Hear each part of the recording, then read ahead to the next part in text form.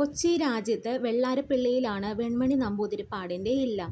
അവിടെ ബുദ്ധിമാന്ദ്യമുള്ളൊരു ബ്രാഹ്മണകുമാരനുണ്ടായിരുന്നു. അദ്ദേഹത്തെ സമയാനുസൃതമായി അച്ഛൻ ഉപനയനവും സമാവർത്തനവുമെല്ലാം കഴിപ്പിച്ചിരുന്നു.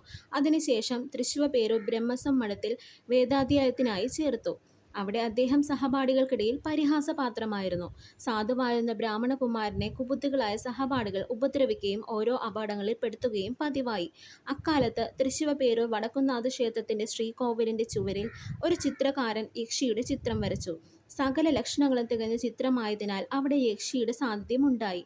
യക്ഷി രാത്രികാലങ്ങളിൽ സഹശയനത്തിന് യൗവനയുക്തരായ പുരുഷന്മാരെ തിരഞ്ഞിറങ്ങി.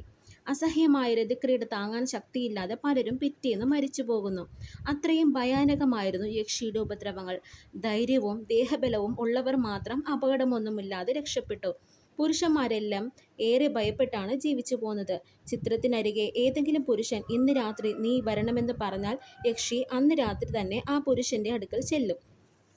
അങ്ങനെ ഒരു ദിവസം ഉണ്ണി നമ്പൂതിരിമാരും വെൺമണി നമ്പൂതിരിപ്പാടും കൂടി വടക്കുംനാഥ ക്ഷേത്രത്തിൽ തൊഴാൻ പോയി.